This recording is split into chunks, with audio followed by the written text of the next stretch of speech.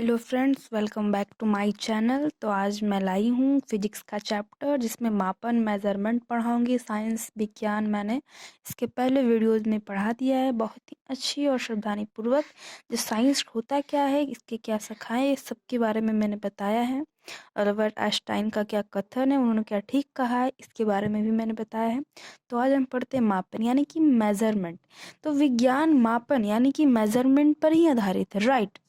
विज्ञान साइंस जो है मेजरमेंट पर ही आधारित है।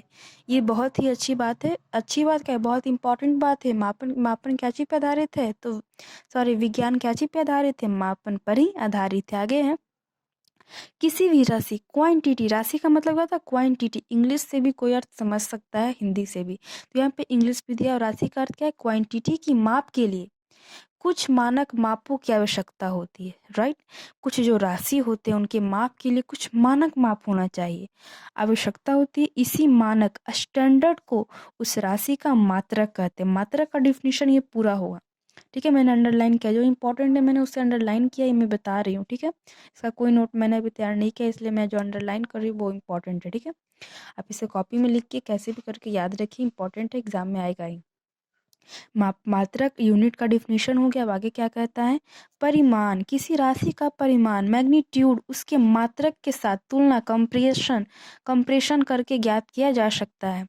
देखिए, आपको अगर परिमाण निकालना है तो मात्रक के साथ तुलना करके ज्ञात कर सकते हो किसी भी राशि का परिमाण निकालना, ठीक है। उदाहरण लिया है, उदाहरण क्या है मैं इसको आपको शॉर्टकट में समझाती हूँ, ठीक। हाँ, तो देखिए फ्रेंड्स, मैं इसको पूरा शॉर्टकट में बताती हूँ, इतना पढ़ने की ज़रूरत नहीं है, आप पढ़ लीजिएगा, मैं शॉर्टकट में बता देती हूँ। क्या कहता है, अगर आप कोई टेबल लेते हैं, टेबल की लंबाई मान लीजिए 2 मीटर दिया हुआ है, तो 2 ही मीटर मानते हैं। इसका अर्थ क्या हुआ, 2 मीटर स्केलों को एक सीधे सिरे से जोड़ रहा है, राइट। तो एक टेबल की लंबाई तुल्य होगा होगा भाई। तो टेबल की परिमाण क्या होगा, हमने क्या बोला, मात्रा के साथ तुलना करके ज्ञात किया जा सकता है किसी राशि का परिमाण। तो 2 मीटर है, 1 मीटर से गुना कर देंगे तो नहीं उसका परिमाण निकल जाए किसी भी राशि का परिमाण। तो ठीक है, कोई एग्जाम्पल के साथ यहाँ पे बताया है, ठीक है। अब आगे पढ़ते हैं।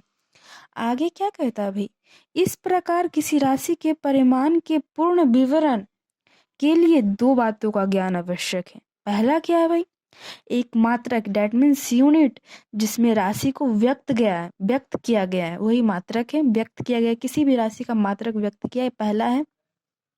दूसरा एक संख्याक यानी कि नंबरेबल, जो यह बताता है कि दी गई राशि में वह मात्रक कितनी बार शामिल हुआ। यह संख्याक का काम है कि कितनी बार मात्रक शामिल हुआ है, ठीक है। तो ये दोनों इंपॉर्टेंट है, मैंने इसे अंडरलाइन किया है। अब क्या, भौतिक राशि, फिजिकल क्वांटिटीज। देखिए मैंने इंग्लिश लिखा है फिजिकल क्वांटिटीज, कोई कंफ्यूजन नहीं रखना, जो कंफ्यूजन होगा कमेंट में भेजना, ठीक है। आगे क्या है, भौतिक राशियां। भौतिक डेट मीन्स फिजिक्स के नियमों को जिन पदों, टर्म्स में व्यक्त किया जाता है उन्हें भौतिकी राशियां कहा जाता है। भौतिक नियमों को जिन पदों में व्यक्त करते हैं उन्हें क्या कहते हैं, भौतिक राशियां, फिजिकल क्वांटिटीज। यहाँ पे देखिए, यहाँ पे भी इंग्लिश लिखा है, जैसे लंबाई, लंबाई का भी भौतिक राशियां क्या है, एल, ठीक है।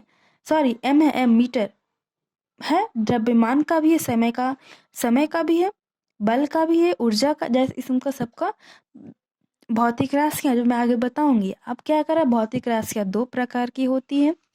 क्या क्या होती है भाई, आधारी राशियां, बेसिक क्वांटिटीज, व्युत्पन्न राशियां, डिराइव्ड क्वांटिटीज।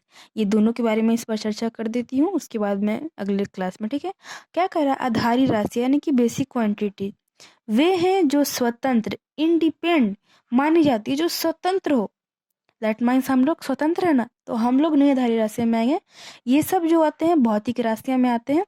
जो स्वतंत्र होते हैं उन्हें आधारी राशियां कहते हैं। दैट मीन्स लंबाई, द्रव्यमान, समय, ये वास्तव में आधारी राशियां 7 हैं। देखिए ये भी इंपॉर्टेंट है कि वास्तव में आधारी राशियां कितने, 7 हैं। 7 कौन कौन है मैं ये बताऊंगी, पहले आगे व्युत्पन्न राशि पढ़ते हैं उसके। हाँ, तो व्युत्पन्न राशि क्या है, पहले ये पढ़ लेते हैं। वे हैं जो आधारी राशियों के पदों में व्यक्त की जाती है। जो आधारी राशियां हमने अभी इसके पहले पढ़ा, जैसे कि लंबाई पढ़ा, द्रव्यमान पढ़ा, तो उन्हीं के पदों में व्यक्त किया जाता है। जैसे कि क्षेत्रफल है, आयतन है, बल है, कार्य है, ऊर्जा, ये सब क्या व्युत्पन्न राशि है। तो आपसे एग्जाम में ये पूछा जाएगा क्षेत्रफल कौन सी राशियां है, तो आप क्या बोलोगे, व्युत्पन्न राशियां है। डेट मीन्स आपसे ये नहीं पूछा जाएगा कि व्युत्पन्न राशियाँ क्या हैं, आपसे पूछा जाएगा आयतन कौन सी राशियाँ हैं, तो व्युत्पन्न राशियाँ हैं। व्युत्पन्न राशि कौन से मतलब राशियाँ का भेद है, तो भौतिक राशि का है। ठीक है, तो यहाँ इस वीडियो में यहीं तक। अगली वीडियो में मात्रकों की क्या पद्धति होती है, जो आधारी राशि की 7 महत्वपूर्ण पद्धति राशियाँ हैं, वो क्या-क्या है मैं अगली वीडियो में वो बताऊँगी। ठीक है फ्रेंड्स, आज के लिए यहीं तक। अगर अच्छा लगे तो लाइक, शेयर, सब्सक्राइब ज़रूर कीजिए फ्रेंड्स। बाय।